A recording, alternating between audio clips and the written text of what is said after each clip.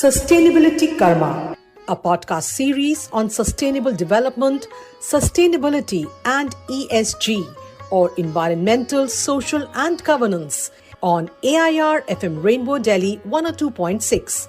In this podcast series with senior journalist and editor Rajiv Tikoo, a who's who of thought leaders from the government, private sector and civil society share their mantra for accelerating development in India and making the world a better place. Welcome to this episode of Sustainability Karma. I am Rajiv Tikoo. Today we talk about how music is being used to promote sustainability. In today's episode of Sustainability Karma, we talk to famous music composer Rickey Kej. He was in the news recently for conducting the Royal Philharmonic Orchestra to play Indian National Anthem at the iconic Abbey Road Studios in London on the occasion of India's 77th Independence Day.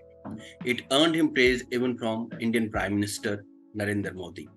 The three-time Grammy Award winner is equally known for his environmental and social activism and is also associated with many United Nations agencies and NGOs.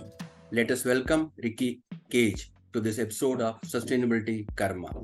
Rickey Kej, thank you for joining us. How was your recent experience of National Anthem different from your other similar experiences?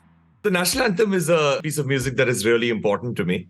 In fact, the first piece of music that I ever learned as a musician was the Indian National Anthem. And of course, I've also worked with symphony orchestras on a regular basis all over the world, whether it is USA, Latin America, Europe, Australia, the UK.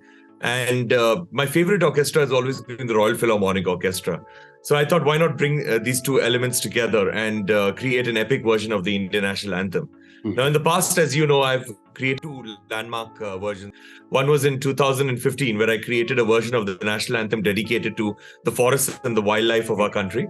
So this particular version of the National Anthem was created for the COP21, that is the climate change conference that happened in Paris. And it was part of an album which was launched by Prime Minister Modi ji along with the then French President, François Hollande. And the second version I created was last year, which was in my capacity as being a goodwill ambassador with the UNHCR, that is the United Nations Refugee Agency. So in this particular case, what we did was that I wanted to collaborate with 12 refugee singers from 4 different countries, Myanmar, Afghanistan, Sri Lanka and Cameroon, who are living in India and who have made India their new home. And they are very grateful to Indian citizens and to the Indian government. So then they are the ones who suggested that in order to celebrate 75 years of independence, we'd like to perform the Indian National Anthem because, we love this country and also we know the Indian National Anthem really well. And I was very surprised by how impeccable their pronunciations were. So that is when the 13 of us, the 12 refugees and me, we sang the National Anthem together. And it really captured everybody's imaginations. You have been using music to create awareness on environmental and social issues. How would you rate your success? So I would say that the success has been pretty good because I do 2 kinds of concerts. One is what I call the top-down approach, which is concerts to intimate gatherings for world leaders, industry leaders, corporate leaders, performing at the United Nations headquarters, done that 4 times now.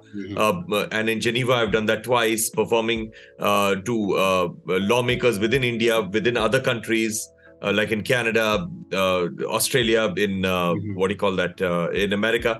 So the thing is that there, the messaging is a little different, where it's all about emotionally reaching out to these world leaders, showcasing how it is the audiences itself, that is the public itself that wants change, and hoping that they can bring about change on in a massive scale within their own capacities. And then the second type of concerts that I do is what I call the ground up approach, which is large concert to general populations like me. And, there the messaging is all about individual action. It's all about what can we do within our own lives to bring about change. So I've seen, especially when I've done concerts, I've seen the complete, with the top-down approach, I've seen complete changes in attitudes of governments. What would be your message for the arts community to accelerate climate action?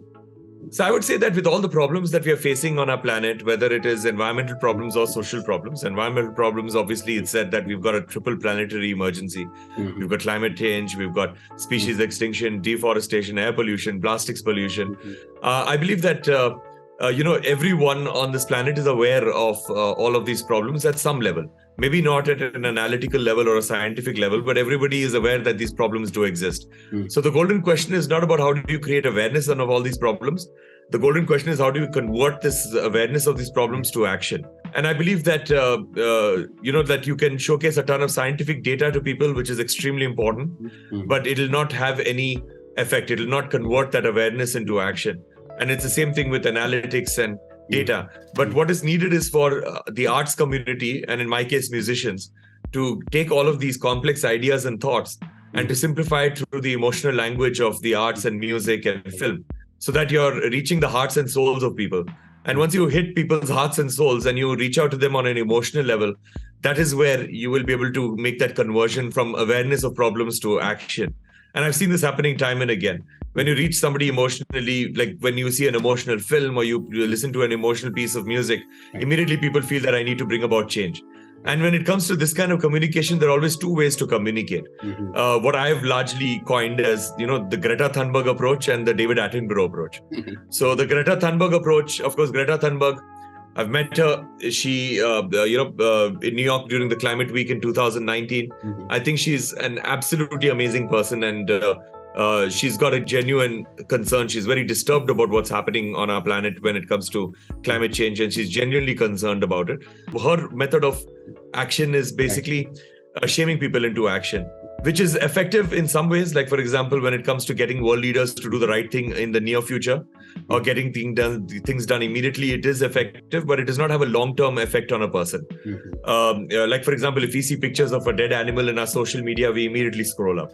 We do not even want to know what the message is about, because we anyway have enough problems in our lives.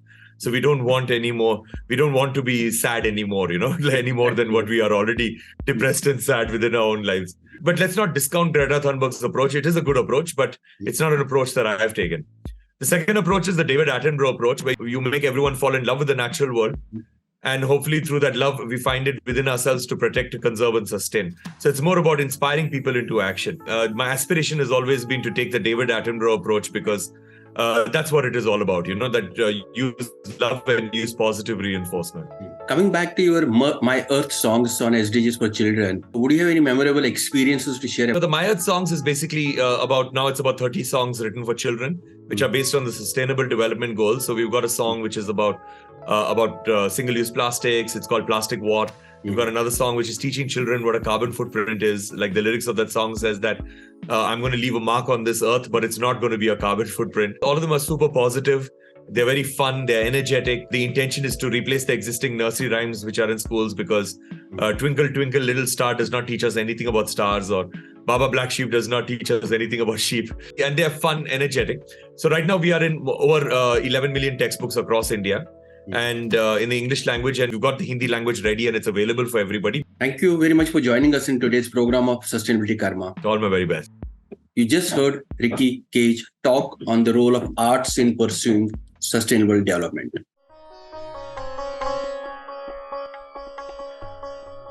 We hope you like this program. This program is also live streamed on All India Radio and aired on community radio stations. We look forward to your feedback on our WhatsApp number 9818120554. For participation in this program, write to us at sustainability.karma@gmail.com. You may also connect with us on social media. This podcast is also available on podcast hosting sites. Looking forward to meet you again at the same time next week with a new episode and a new guest. Till then, goodbye from all of us. Sustainability Karma, a podcast series with senior journalist and editor Rajiv Tikoo on sustainable development, sustainability and ESG.